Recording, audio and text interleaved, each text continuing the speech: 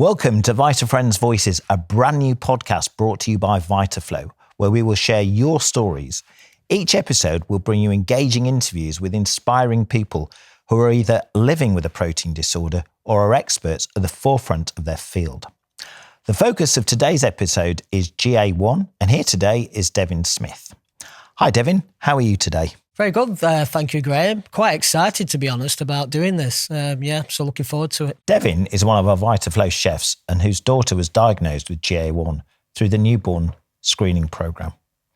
As you will discover throughout this episode, the challenges that Devin and his family faced might ring true to many of you within the wider rare diseases community. So Kit, as our resident specialist dietitian, could you quickly explain to the audience what GA1 is?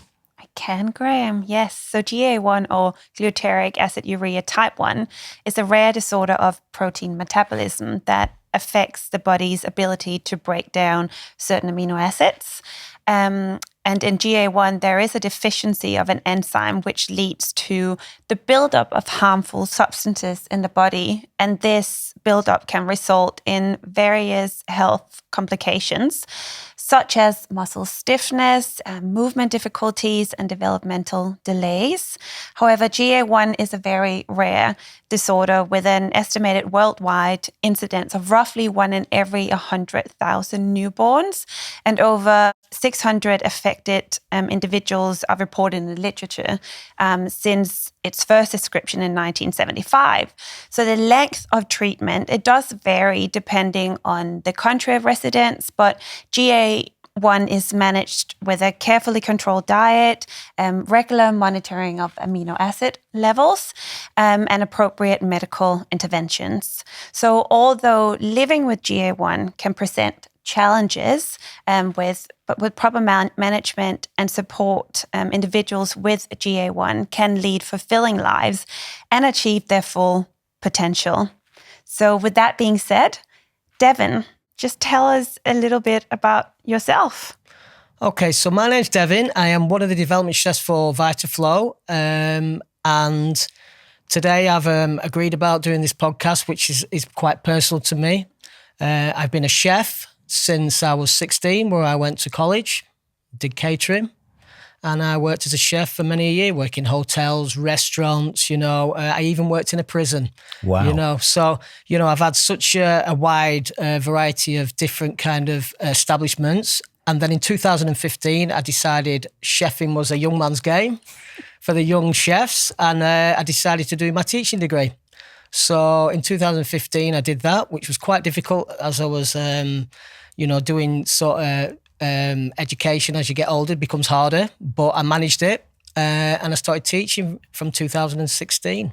Brilliant. In professional cookery. So one day I was doing some office work, and we sort of have a pigeonhole at home.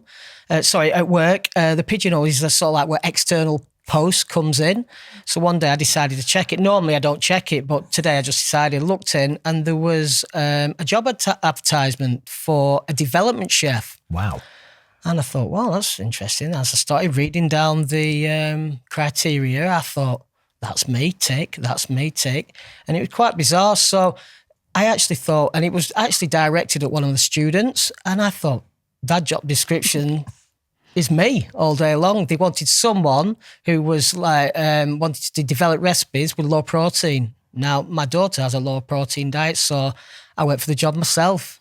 Wow. And sometimes I think, how did that, happen, by chance? Sometimes you can call it fate. Sometimes, you call it something else. But basically, one of Rhea Berry, who was working for Mavalia at the time, decided to put something in the reception, and somehow it got to my pigeonhole. So it was just by chance that I actually fell on the job. Wow. And do you know who to this day who put that? Still don't know to the day who put it in there. I even asked the head of catering, how did that get in there? And she didn't know what I was talking about. So yeah, wow. Who knows? Gosh, Fate it's funny indeed. how things work out sometimes, isn't it? It is. So you mentioned that your daughter follows a low protein diet. Yep. Could you tell us a little bit more about that and why? Okay, so Georgiana was about 10 days old, I was at work, just doing a normal day's work. Hayley, her mum, was at home looking after Georgiana, newborn, 10 days old, so very busy, you can imagine. And there was a knock on the door and it was the health visitor. Hayley thought that's unusual because she didn't expect her. And she came in and said, not to panic. Well, when first someone says to you, not to panic, what do? You panic. And passed her this leaflet and saying something's come up on the newborn screening, on the heel prick test. Mm-hmm. You need to go straight to Manchester Hospital, Children's Hospital. So Hayley straight away rang me up and off we went. And that's where we got the diagnosis of GA1. And how did that make you feel? First of all, someone tells you there's something wrong with your child, your daughter, your son, whatever. It's devastating, You start sort of thinking, what is this? What does it mean? Is she going to be okay? And it's quite overwhelming. So we got to see the consultants, the metabolic dietitians, and they sort of tried to explain what GA1 was.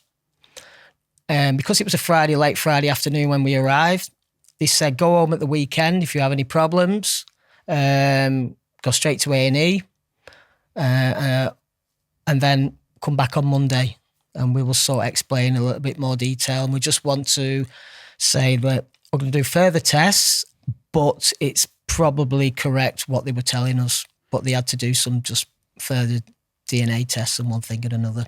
Yeah. Yeah. So you were told on the Friday, sent home, and then you returned on the Monday.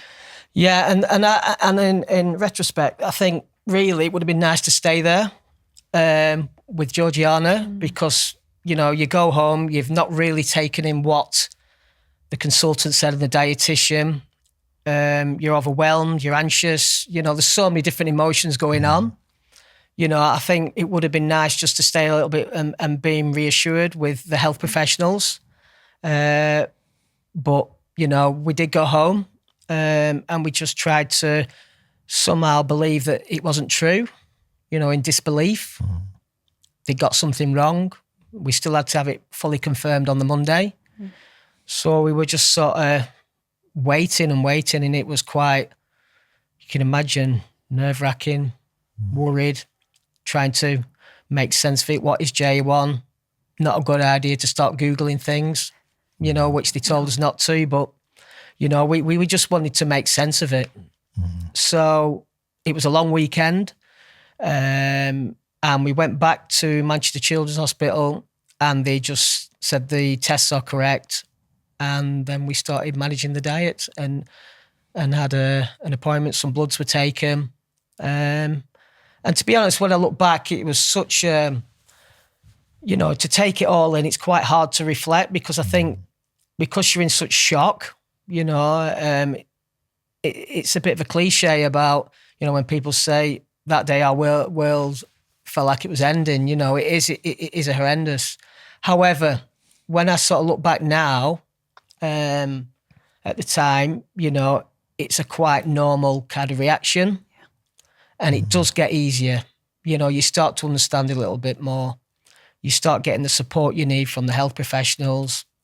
You start getting support from companies like Vitaflo. I've got such great network of support. It might be dietary, it might just be just speaking to someone about, how can I do this, can I not do that? And I think as well, my partner Hayley, she's amazing. She's a kind of person that will ask for help. I'm a little bit like a bloke that sort of, it has to be pretty bad before I say, can you help me please? And I think if I can give any advice to anyone, take all the help you need, Don't be scared of ringing up a health professional, even if it's ringing a consultant at 3:00 in the morning. There's no silly question. They're there to support you. And especially with GA1 in early years, it's so important to treat any illnesses or any things that you're worried about straight away. So time is, is so important for any kind of treatment needed. Yes, so yeah, it was quite a difficult time, but it did get easier. I think that's really reassuring for those listening that, Yeah. you know, it is difficult in the beginning because you're not expecting it. But with time, with support, and taking that support as well, accepting the help, it does get easier. Yeah. So, Devin, what support did you and Hayley and Georgia have right at the beginning? So the support can come from, I suppose, many ways of support. It could be family support, it could be support from the health professionals, it could be support from companies like Vitaflo. So to be honest, at the beginning, we had support from Manchester Children's Hospital, you know, and we had the support of the dietitians, but we didn't really have much support from our local kind of health professionals. I think it's because it was so rare, and a lot of the health professionals didn't really know what it was. Mm-hmm. So the only thing you can do is deal with the experts who know the condition. We have minimal family support, and once again, when you try and explain, someone say, "Well, what actually has she got?" and you try and explain it, and it does go over the top of people's heads. And even like me, I'm chef based, and I'm quite a deep learner in how cookery works, you know. And it was quite difficult for me to understand. My partner, Hayley, she's an occupational therapist. She works for the NHS. So would say medical, and she found it difficult. So people that are, say, maybe not, you know, working or you know, familiar with that kind of thing, you know, would find it even more difficult to understand. So, yeah, so you tend to sort of, I felt that you tend to only trust yourselves with GA1 because it's so rare and so unique. You couldn't just, you know, we felt that there was only us that could look after Georgiana. Okay. You know, we didn't really trust anybody else. You know, it's quite bizarre. And obviously that little child, the little baby girl, for anyone, you know, they're precious anyway. Absolutely. And you hold them so close. But when they have a condition that, you know, is they're so fragile at them early months, you know, you just sort of become overprotective, I felt. Did you have any support at that time from other parents who were going through the same kind of thing? Well, my partner Hayley, she's very good at contacting people. So we were soon put onto a family that was quite, not local, but in a quite a short, not too far distance away from us. So we went to see them to see how they were managing. I think that little girl was about a couple of years older. Okay. So they'd obviously lived and breathed it. We got some great advice. Good. Some positive advice, you know. So again, it's about reaching out into, you know, different areas, different support networks. It could be families that have already living and breathing it, or it might be, for example, Hayley is a member. Is part of a Facebook page, a closed Facebook page. So you'll have to have a family member or child, you know, with the condition. And you swap information. So it's a worldwide group. So it's quite interesting to see how other countries manage certain things. And there is differences, you know, there is different approaches. So it's you as a parent, I think you sort of take on aboard this information, but it's you that makes that choice. Okay. Obviously speaking to your health professionals as well. You know, so I think it's just, you know, being sort of open to ideas. However, you don't want to get too much information because it can be quite overwhelming and misleading as well. So there's a fine line. So that'd be our advice, you know. I think the best thing is to speak to parents that are going through it or have been through it, and obviously listen to your health professionals as well. It's getting a balance. Yeah, and I think that's exactly it, getting the balance, isn't it? Because it's great to have that support and community, well, it's particularly through socials that you can easily reach each other. But actually in the early days, it might, you know, be best to almost like stick to the advice of, you know, what you're getting from the healthcare professionals. Of course, don't become too, you put it perfectly, don't become too overwhelmed with what is out there because there's so many different opinions and approaches and management, but actually see what's right for you, and you as parents will know your child best. but sort of have that communication with your healthcare professionals to start with, and then you can venture into the world of online support, right? Yeah, and we didn't really join the Facebook page. It was quite when she was sort of around probably 2, something like that. I think, because I think that first of all, you're dealing with a newborn. First of all, that's hard enough as it is, and then you throw in a metabolic condition in the works. It completely turns it on its head. So you probably haven't even got time to think about doing something like that, But that's where, like say, the early stages is so important to get everything right. The diet, the amino acids, supplements, and all the things that they need to thrive. So you probably would just deal with the healthcare professionals at least for the first few months. But then I think it's important to just do a bit of, research into, the families and things like that. And it might just be advice. So how do you, what do you do when you go on holiday? How do you manage, taking things through customs with your medication? It's a problem you don't think of, So it's just things like that, are things that people take for granted, where now with a child with a metabolic condition, you've just got to have a contingency plan just in case something goes wrong.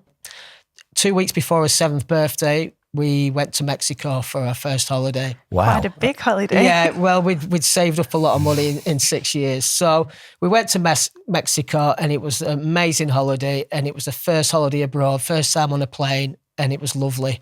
So, she didn't miss out on holidays, but, she always dreamt about going on a plane. So, yeah, it was amazing. You made that dream come true. We're not saying that children with a metabolic condition or GA1 can't do things like going abroad, but it's down to the individual to take the risk. It just means that if she does become unwell, you're in a different country, a foreign country. You can do all the kind of research you want to know where the nearest hospital is, what kind of hospital it is, get in touch with somebody within the hospital to explain would be okay if something happened, and then, and sort of giving them the consultant's name, and which hospital. So it's about doing the groundwork before you go and planning ahead and just in case kind of things. But so she went on a lovely holiday. Fantastic. Yep. And what a holiday. You made her dream come true of going on a plane. Yep. Fantastic. And you actually mentioned there about the diet and getting your head around the diet. So what does a diet for GA1 look like? So when she was diagnosed, obviously she's not on a true diet. She's on milk. She was breastfed. And then as soon as the diagnosis came, they said you could carry on breastfeeding, but we found it was an art because she had to work out how much breast milk she'd had, and then the amino acid supplement and one thing and another. So we went straight onto bottles, which was quite weird because we didn't even have a bottle in the house. We didn't even think about having a bottle in the house because she was breastfed. And suddenly you have to go shopping for all these things, sterilizers, bottles that you wouldn't normally do if you breastfeed. So that was we had to learn quickly with that. So then with Georgiana, she was put on a substitute milk, a low protein milk, as well as the amino acids. And unfortunately, she just wouldn't take to it. She'd been used to the breast is best, they say. And suddenly she'd been given a bottle and it became alien to her. And she just wouldn't feed. We used to spend sometimes 16 hours a day trying to feed her. Now, this is not just because of GA1. It's just, that's what happened with Georgiana. We can't relate that to GA1. I think it's more to do with the shock of going from one way of being fed to another, to something that tastes completely different. Who knows the reason why, but she just wouldn't take to it. So for us, it was very worrying because, first of all, we were taking up to 16 hours to get some kind of food into her. And, we were tired. We were starting to sort of do it in shifts and stuff like that. And she'd get a full feed down her and then she'd be sick. She had reflux. So that became quite difficult because, you'd spend so much time feeding her, maybe 2.5 hours, and then she'd just bring it up. Now, for a child with GA1, it can be quite dangerous. So, they can't fast. that's when damage can be done. So we knew that at the back of our eyes. So almost become the pressure, it gets more and more. And that stress it builds starts up, building up because you spent 2 hours and now that 2.5 hours just fed is gone and you're starting from scratch again, but she's not eating anything. So it's unbelievable at the early stages. Now, that's not saying that every child with GA1 that's going to experience, because we spoke to the other family and their child was fine. It's just what we experienced. It was quite difficult. Very, very difficult, to be honest. Yeah. So that was your experience in the early stages of having Georgie. With the milk, so you mentioned it's a low protein diet. Yep. With amino acids. And so that was obviously very like a newborn. The newborn stages. Yeah. What happened later on? How did you go from that to weaning into how has the diet changed?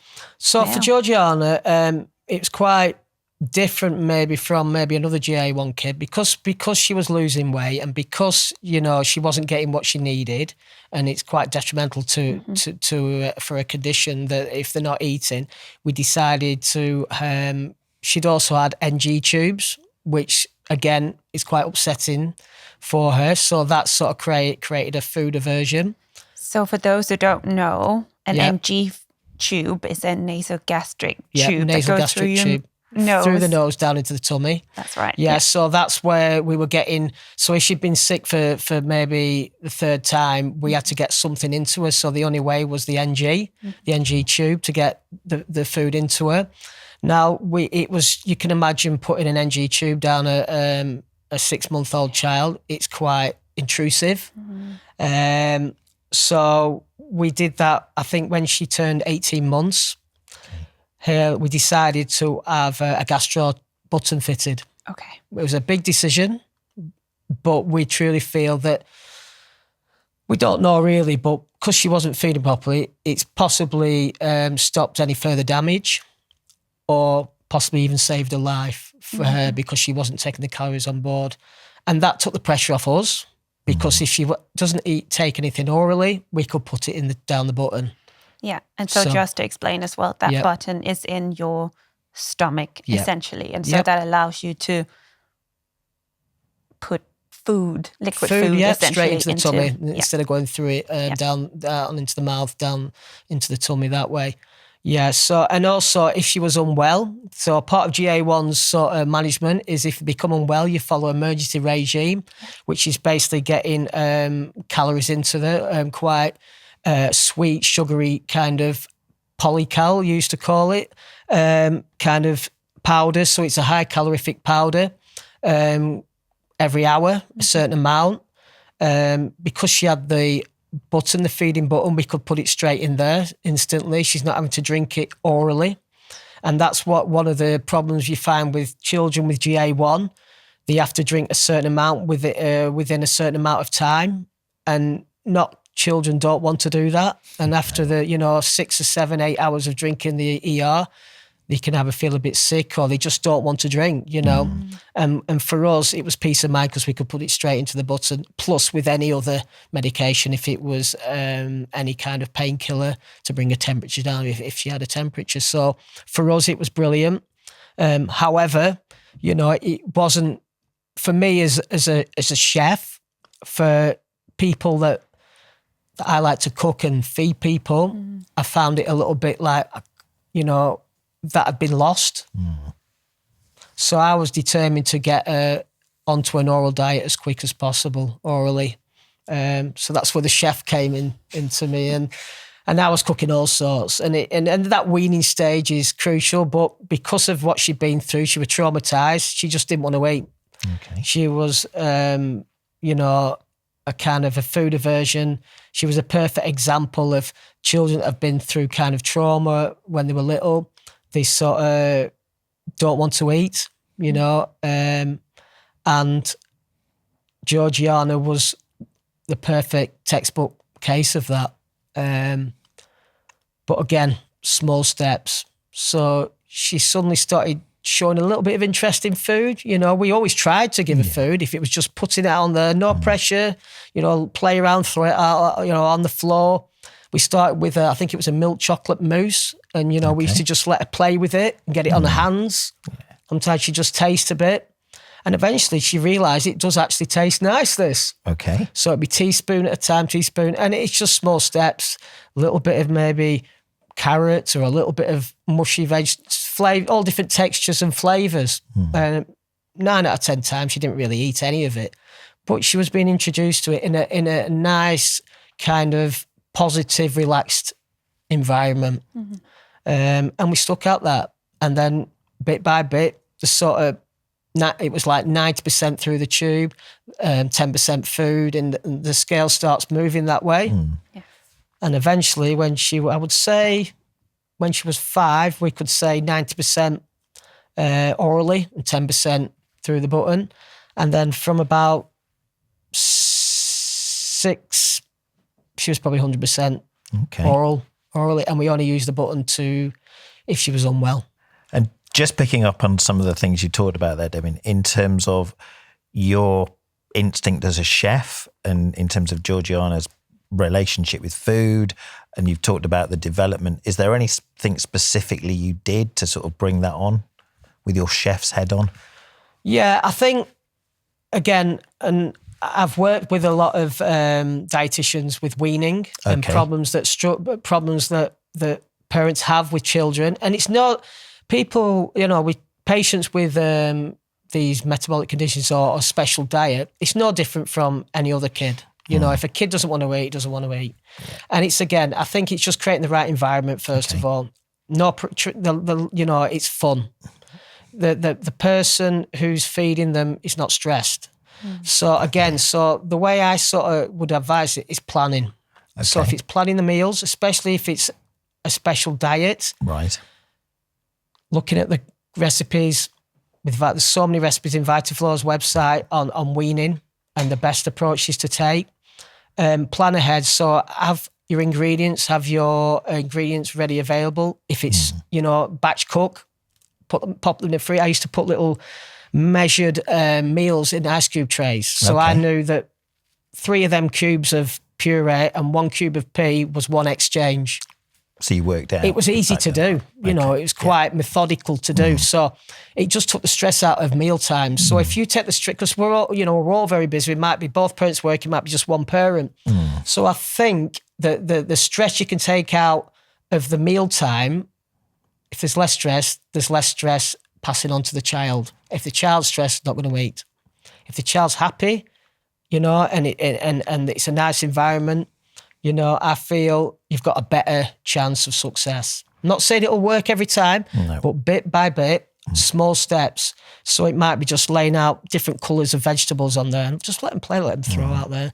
They're going to make a mess. So it's just tidy up afterwards. But again, so create the atmosphere, plenty of different textures, flavours, tastes, and be well prepared and plan ahead. Brilliant advice. Thank you for that. So that was then. Yeah. Where is Georgie now with her attitude to food? So again, we still talk about it now, and it's unbelievable for where she was when she was a baby and just starting to wean to where she is now. And I'm still the same chef cooking, and it's literally like I have to put my chef head on when I'm cooking for Georgiana because the palate is so refined. Yeah, great. I'm still waiting for a reaction. I'll put it out and she'll be sat there, and unfortunately she'll just watch a little bit of telly when she's eating her tea. But that comes from, we had to do that when she was a child. But anyway, so I put the food out to her. I'd done a lovely pasta dish, and I'm looking at her like she's going, eating it, and she's going, I said, is that all right, Georgiana? Does it taste like she? And her lips just smiled. It's delicious, Dad, thank you. Oh, wow. And she's not just, she eats every bit, and we just buzz off that, because from not eating anything to not wanting to eat to worrying that she's never going to eat, because you think at one point, is this child ever going to eat?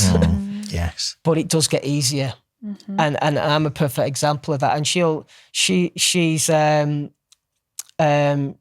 enjoys her food, and she's got such a varied palate. You know, and if we go out for meals, she wants to try different things. So I'm not saying that's the case. It might be the case for every child. But what I found was, if you do the hard works at the beginning, persevere, and you will get the reward. You will get the reward. Honestly, it's just putting the legwork in at the beginning, and you'll be paid back leaps and bounds.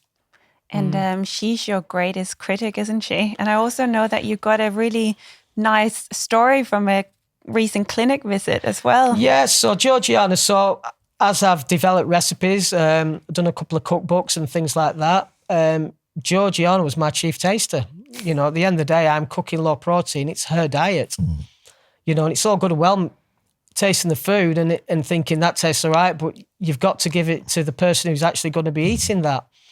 So I would sort of develop, maybe spend a bit of time on a recipe, and I would say, right, Georgiana, can you come try this? And there was 3 ways of knowing if I've got it right or wrong. So if it was good, it'd be thumbs up. If it was, Dad, needs work, thumbs to the side. And if it's thumbs down, it went in the bin. Wow. It literally went in the bin. So she was, and honestly, I really did use that method, because if it was a thumbs up, because she can sometimes eat conventional food. Okay. She's got a palate of conventional food and then a palate for low protein, because there is a slight difference. And if she gives me the thumbs up for the low protein that I've just created, it's good enough for me. It's good enough. If it's good enough for her, it's good enough for me. Yeah. I like that. So Kit mentioned you'd also had a really nice experience recently at a dietitian's appointment. Yeah. Can you just tell us a little bit more about that? So I'm developing recipes for doing cookbooks and meeting patients, and one thing is passing on my experience and stuff like that. But it was going back to one of Georgiana's appointments. We'd just seen the consultant, and we went through to the dietitian's office, and we were just talking about vitamins or something, some vitamins that she needed to take. And Georgiana was on her iPad, and then she just looked up like that, and my cookbook was on the shelf to give to the patients. And she sort of nudged me like that and said, Dad, your cookbook's there. And that's when it really, truly hit home. I'm there with my daughter for a routine appointment, and that's what made me realise why I do that. And she was a part of that, and it felt very personal. It was because I was out of, my environment of work, and it was a personal appointment with my daughter. The two both came together, and it was lovely. And Georgiana was so proud. It was nice.